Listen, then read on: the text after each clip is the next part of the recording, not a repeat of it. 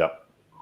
Hey, everybody. Welcome to our Wednesday live broadcast sponsored by the Alliance for Lifetime Income. I'm Jean Chatzky. I'm very glad to have all of you with me today for what looks to be a really fun conversation. My guests are Dale Opie Skjerseth, who is the head of production for the Rolling Stones, along with Cyrus Bomji, who is head of communications for the Alliance for Lifetime Income. And lest you wonder why we are having a conversation with the head of productions for the Rolling Stones, we're here to talk about how unpredictable life has been over the past few months, and how somebody in a career that can be so unpredictable has dealt with his finances, but not only that, really mentored a lot of other younger people through the challenges of being one of the very, very first gig workers. Before I hand the microphone over to Opie, I actually want to read you something. He published an op-ed recently in the St. Louis Post-Dispatch. That's a hard word to say. And it was all about his finances. And here is one of the things that he wrote. He said, "I am a planner by profession. I've been on the road since 1979 with some of the world's biggest bands, including the Stones, since 1994, because of my ability to anticipate the unanticipated and be prepared for potential risks. It's also why I'm financially secure now and in the future, despite the lost paychecks resulting from the postponement of this year's No Filter tour and the stock market's current volatility, all because of the coronavirus pandemic." Talk about the unanticipated. I just think that is such an incredible way to bring it to life and to make it relevant. And Opie, start by telling us a little bit about you and about your career in music. Well, like you mentioned, I started in 1979. And when I started, my father also said, looking at what we do, said, no one's going to be there for you. No one's going to support you. You need to take the time to start investing into the future. You need to start looking at what your retirement is. He said, I know it's a long way out, but you need to start now thinking about it. And with that, and with what I started with my career, of course, I started an IRA right away. But in my career, it just became planning and planning and planning. So I've started planning further into my future of what I want to be and what I want to do in my career too. As I started in 1979 as nothing, as a backline guy, worked my way up, made my way through the channels, moved to LA, and then got my break as a production manager in 1988. So 30 plus years of being a production manager is really planning advanced in the unexpected, constantly. And so those words my father taught me resonated through what I do. And it just became planning with my job, and also planning for my future as I matured with more income, more stuff, building foundations around. So I have strong things like with annuities and items that made it strong in that sense. And it all came natural to me because I became a planner. And I continue to plan, and I continue to teach my team, my colleagues, my friends, talk to my family about it. Yeah. To plan for the future of what is done, because you never know what's going to happen in our industry. I think that's really true. And I want to dig into that. I want to dig into it tactically. But Cyrus, let me ask you, you have been working with the Alliance now for several years. Before that, you spent time at AARP, as I did. What are you hearing from people in terms of how much they are being surprised by what's going on in this current environment? How are people handling the unexpected? Sure, happy to. Well, first thing at the Alliance, we do a lot of research, and we research consumers, especially in the older demographic, folks who are approaching retirement and or retired. So that's one caveat in terms of what I'm going to say. What we're finding, at least right now, is the world was unexpected. This was unexpected, didn't anticipate it, and has come as quite a shock in terms of everything that has been turned upside down. From the retirement market perspective, and folks that are looking at retirement either this year, we're thinking of retirement, or in the future or near future, we think that this is kind of a retirement reset moment. And that's what the research is showing. Folks that were invested in the market were humming along in terms of what they were thinking about in terms of having money in retirement, are all of a sudden in a situation, thanks to this pandemic and everything else that has happened with the markets, are sitting back and scared, obviously, in terms of their retirement savings. And that's borne out in the research that shows basically before we did research right before the pandemic started, or as the pandemic started. And during that time, healthcare, obviously, and people's health was number one on their minds. Towards the middle of the pandemic, I shouldn't say middle because it's still ongoing, obviously, but around May, that changed dramatically in the research that we showed from people caring, actually, their number one concern was their money and their investments in the market for their retirement. So that was a huge change. Bottom line, I think people are looking at, especially retirees and people who are close to retirement, thinking about the fact that they want to go towards things that are less risky and are going to protect their retirement. And that's really kind of what we're seeing out there. How has COVID-19, Opie, affected the music business specifically? And just tell us what happened to you. I mean, I know you were out on tour when all of this hit. How did this start for you? Well, it all started with everybody hearing things, and we were heading out to Mexico. I was working with GNR at the time, and we headed to Mexico to embark GNR, on just for everybody in the there you go. Let's speak. Guns N' Roses, and we were heading to Mexico. We were in Mexico. We did the show, and all the countries we were about to embark on closed the doors. So we came home immediately, and I believe we were one of the last shows out there that shut down. It just was a domino effect into the industry of one act to the next, to South by Southwest. Even Amazon and all those others started because the large groups were needing to shut it down. So we all came home. And back to preparing, we were always prepared to shut down in our industry. You never know for the unexpected in our industry. From last year when Mick had his heart situation, we all went home not knowing when we're going to get paid again.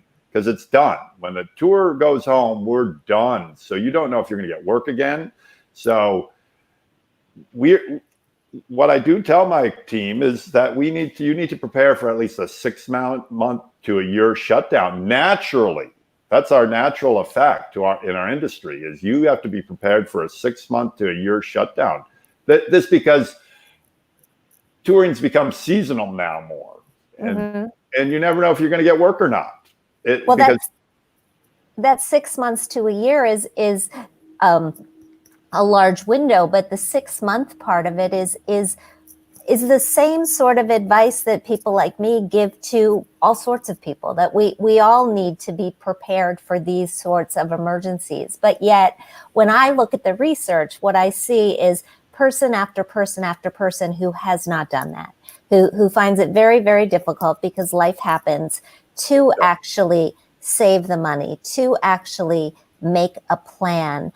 How do you walk people through the steps of actually doing it, and how did you do it yourself?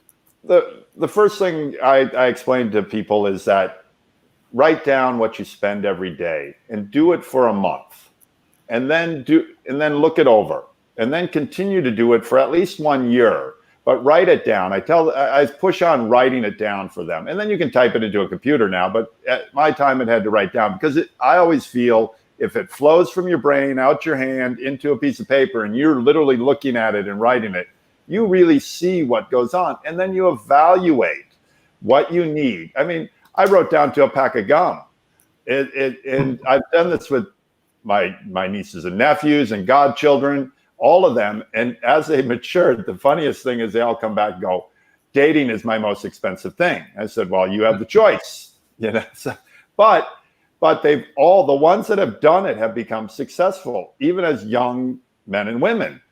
And that's the first thing I explained to them. And then also look at your monthly bills, especially right now. You never know what pops on there. The other day on my T-Mobile bill, well, a bill on my phone bill, it came up that there was $20 extra being charged to my bills on that. And I'm like, So what'd you do? I called them up. And of course, you get passed around to 25 different people or 10, but I kept on them and I finally got it off. Same with my my cable and all the rest. And I've cleaned that up. I actually, at the end of the year, every year, I take and reevaluate my spending. I go through my sheets and then start cleaning it up. And then also at this time, I also tell them, to look into their investments, what they have, what they're doing. If they don't have an advisor, get an advisor. Look at all the little things you need to do. Maybe it's time to move something to something better that can work for them. And if you're not happy with the advisor you have now, look into someone that understands you. That's the key thing of an advisor. I always point that out to them. If you walk into an advisor and you sit there and you come out knowing half of what he said, he's okay, he or she. If you come out of there and not knowing a doggone thing, you find somebody else, because your advisor needs to listen to you and you need to listen to them. And then they put it all out for you and advise you along. And go ahead. No, I'm going to interrupt you actually, because I think you're getting at three really, really important concepts here that all factor into both the planning process, but also the process of dealing with an unexpected time like this. So let's just sort of break it down a little bit and go step by step for people. And let me also just say to our folks who are watching, welcome to all of you. I see we have people from around the world, which is really exciting. If you have questions for Opie, for Cyrus, for me, please type them in the chat. We will be happy to answer them. And Opie's had a very interesting life. So, ask him what you want. He's not getting personal about the guys, he says, but other than that, you want to get into the music business, he is your guy. All right. The three concepts that you got to here, Opie, the first was getting really honest with your spending. I mean, you described going line by line by line, and not just to the dollar, but to the dime. Why is this, Cyrus, why is this so important? And why do you think so few people actually do it? I would say because they think it's going to be hard. And, people in general don't like to necessarily look at numbers, right? Especially the numbers that come in. They know they're getting a set paycheck every month in terms of what it is. Hopefully they're managing it as best as they can, putting some away for savings, putting some away for retirement. But in general, most folks don't. So, I would say one thing in terms of, in picking up what Dale was just talking about in terms of this, we at the Alliance have been educating folks on kind of three things for retirement, no question about it, but it applies to today. One is you've got to save for retirement, no question about it, right? Number two, you've got to grow your money. And so because of that, you've got to invest it in the markets in whatever way, shape, or form. Find a financial advisor who you can afford and who will meet your needs to grow that money. And then the last thing, which is what the Alliance is really focused on, and Dale and I have talked about this ad infinitum, is you got to make your money last. People often forget that retirement can last 20, 30, 40 years and more. I mean, how many people do we hear these days that live to 100, right? Especially women who live longer than men. So when you sit back and think about it on that retirement day, 65, 67, wherever it may be, and you come to the realization that, I've got 30, 40 more years to go. That's almost your entire career working. That realization is kind of the wake-up call that we see on people sitting back and saying, we got to figure out what our expenses are going to be in retirement. It's no longer about growing my money. It's about making sure I have enough money every month to make it last with those basics and those essentials that I've got to cover and pay for. So.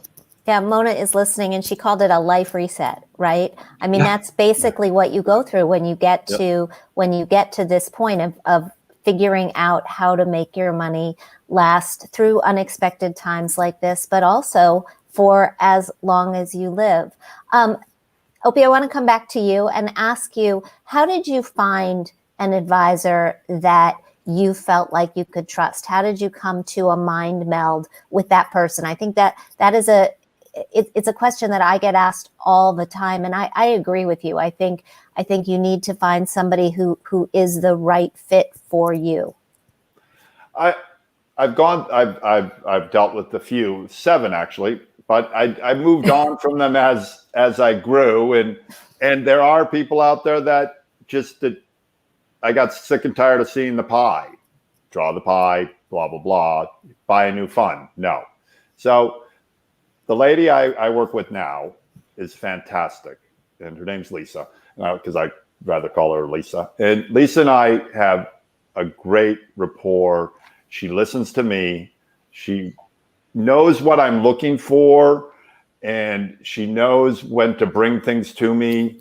We just gelled. We really gelled. She was on top of her game. I lost somebody. Here's what happened. I lost somebody. And within a whole thing went down in my financial world where I actually had to take over and learn not to do that. You should always use an advisor. So I found Lisa, and Lisa sat down. She listened to me, and then she evaluated me if she wanted to work with me, knowing what I wanted. You know, she doesn't want to deal with someone that wants to play hardball. She's a long-termer. Yeah. She knows to ride it out, because I long-term everything, because I feel it's going to be a long-term. And how we gel because we have a good conversation. We talk. We've talked over the pandemic. I never call her. When there's a market fluctuation, when we had a big hit here, I didn't even call her. I'm not worried. I know that I'm safe. She knows how I want to feel. She knows I'm not aggressive anymore. I've done my aggressiveness. She will do everything. And right before this all went down, she came to me and said, I know you got money in the bank, but you should at least put something in a bond, an 18-month thing. You need to let this ride. So that part was good. You know, she sees what I want, and you want to make sure somebody sees you also as a human being, not a bank account. Right. Right. But you also, I mean, you put your finger on a couple of really important things there. She listens to you. And that's when I am helping people choose an advisor, when I'm advising them on, what to look for. I always suggest that you pay attention in that first conversation to who's doing the listening and who's doing the talking, because an advisor needs to understand you.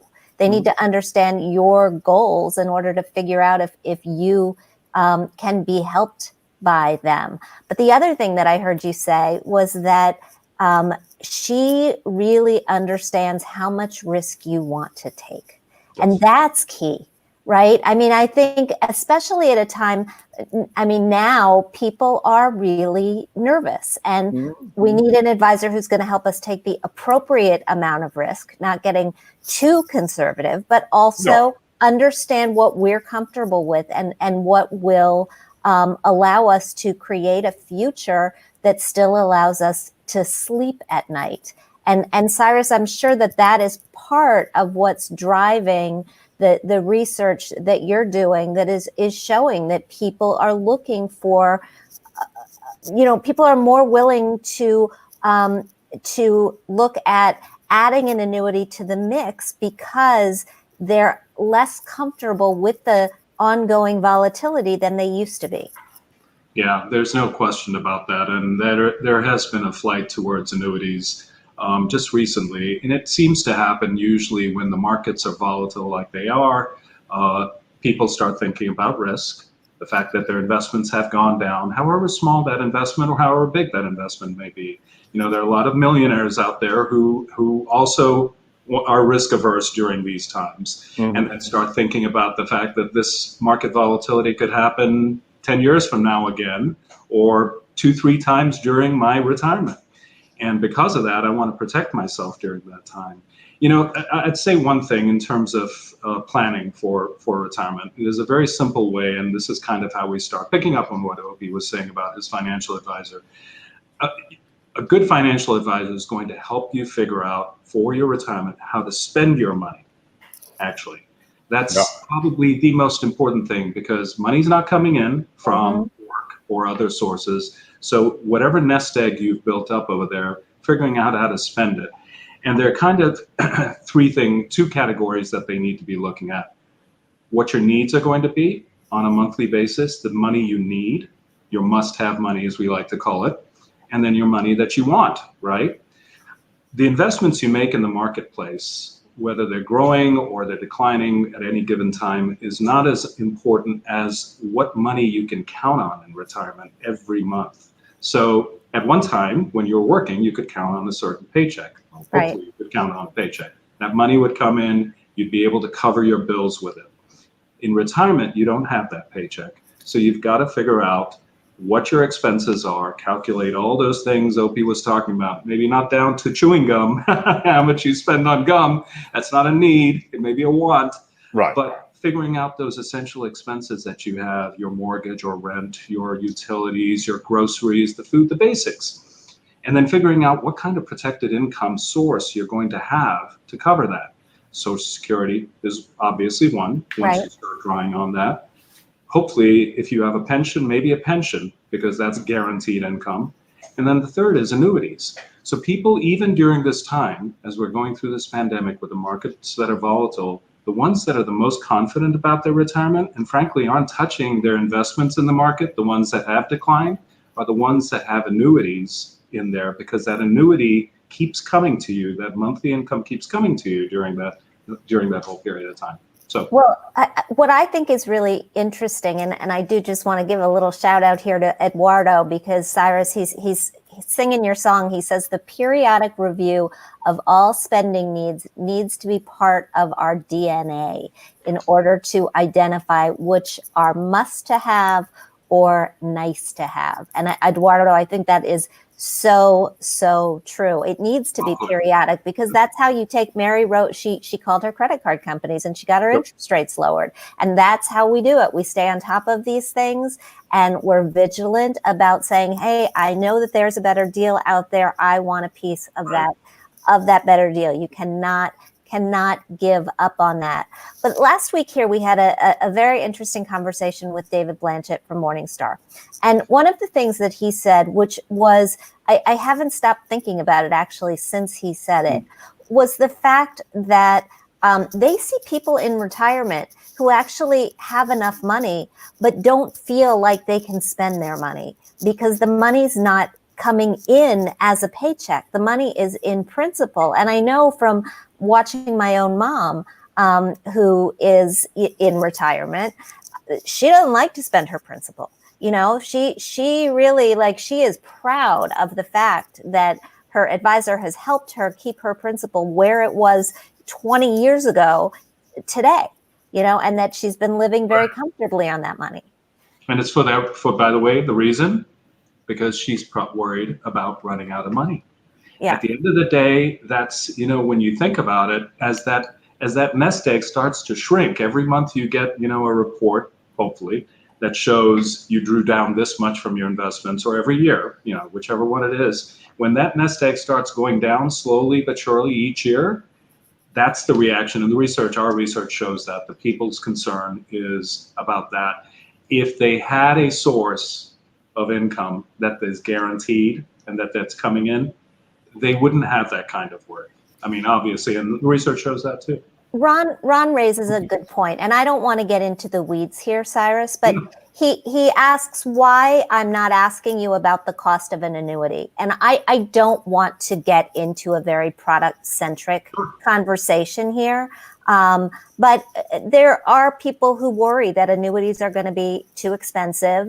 And Ron, what I want to say before he answers this question is that prices are all over the map. And it's really, really important, if you are starting to look at converting some of your retirement savings into a form of lifetime income, into a paycheck, that you do your research and you really compare fees. You know, you want to understand what you're shopping for, because there are wide discrepancies. But Cyrus, do you want to weigh in on this? No, I would just echo exactly what you said. First of all, annuities are not too expensive, especially when you compare it to other financial products, whatever they may be, mutual funds, et cetera, et cetera. I can find you a mutual fund out there that's got high fees just as you can with a particular type of annuity or any other particular product. I think the most important thing you have to do is what you just said, Gene. You have to talk to, first of all, a financial advisor, because annuities can be complex in terms of the choices that you have out there, and have him look at fees, costs, the benefits, because you can't forget the benefits. At the end of the day, what's the cost of getting a guaranteed check every month versus from a mutual fund? So Opie, let me come back to you. As you've evaluated how to put your financial life together, what did you buy? What pieces make up your puzzle? Well, I do have 3 annuities, but they came as time came. And then I have bonds. I even have savings bonds from the old 30 years ago. You're aging yourself, my friend. I have cash. I have mutual funds. I have a wide selection. I have a couple insurance policies. Some did me right. Some they'll pay out later. My biggest expensive ones were the insurance ones that I've done. They were like, but as Cyrus and I talked before, once I figured out the annuities and how they worked really well, I built them as my cornerstones. So I put everything else in the middle, and whatever happens, it rides. Those, I have not lost principal on them. I have not lost a lot of money during this time. I mean, anything I've lost was also money made, and it's riding. I don't plan to pull them. I went for the long term in that sense. So what my financial backing is, I rolled the dice with a lot of things, because why not? Well, but it sounds like you also have some stocks and mutual funds that will provide you with growth. So it's a matter of putting together a portfolio where you have the different pieces. Let me ask you one other thing before we wrap this up here. I know that you are the guy in your family and the guy on the crew when you're traveling with the Rolling Stones or with Guns N' Roses or GNR, as you put it, that takes aside the younger crew members and talks to them about money. People don't like to talk about money, right? So how is it that how do you start these conversations? How do you get people to talk to you about their money? I pressure them into, well, I don't pressure them. I can guilt them into it, but I see what they spend their money on, because we're living together. On tour, you see what everybody does. You see if they sit in the bar at the hotel, you see where they spend their money. I see where all the guys and gals spend their money. So I talk to them and I say, hey, have you thought about investing into something? Have you thought about investing into your future? Have you saved for the 6 months? That's number one when we all get out there. Have you saved for the 6 months? Do you know about spending? What are your credit cards? I even convinced a lot of them to use their point systems to hook to Amazon, so that you can use money from your points. I just try to teach as much to them as they want to listen to. Some will listen, some will take it and run with it. I have gals that are doing fantastic. They are doing great, and they call me and say, hey, I want to thank you. We paid our house off when you told us to. You've taken us out of debt like you asked us to. And now they're rolling. I had a guy called me the other day and was going to buy a house. And I said, are you ready to sit home for 12 months? And he said, yep, I can do it. I have enough money in the bank. I can buy a house and have enough to pay my monthly mortgage and live it. I figured it all out like you showed me. So, my godkids save dollar bills and they're only 13. I showed them how to put money in a jar, and at the end of the year, I split it with them, and I saved too in a jar, and they love it. It's saving money, And people should teach their children now this is a very important time to teach your kids the value. Because, Absolutely. it's what it costs. Absolutely. All right. I can't let you leave without asking you if you ever got any financial advice from the Rolling Stones. My financial advice from them is what they do too, in that they've invested well into themselves, into their career, and same with me. That's how I've looked at it. I've invested my time into my career. I know that they're all very wise businessmen, and they have invested into their careers. As you can see, when they release something new, they release something old. They are smart, very smart businessmen, and they know how to play. They 58 years, going on 60 here soon of touring. It's a pretty good track record. Yeah. And all my acts are older acts, and they all honestly, they're all still working class people. They've never taken themselves out of that. Yes, they have more money. Yes, like Cyrus was saying, millionaires and this, that. But millionaires make big bets too on the market, and they take bigger hits. So, it's part of it. It is part of it. But we all can take this time and push a little bit of a reset to look into what you need to do for the future. Because when this ends, we don't want to forget it ends, because it can happen again, and retirement will happen. It will happen. Yeah, and retirement will happen. So we all want to say for the future. I think that is a perfect way to wrap things up. Cyrus, Dale, Opie, thank you so much. If you all are looking for more information, please go to protectedincome.org, and we will see you back here next week. Have a happy 4th, everybody. Bye.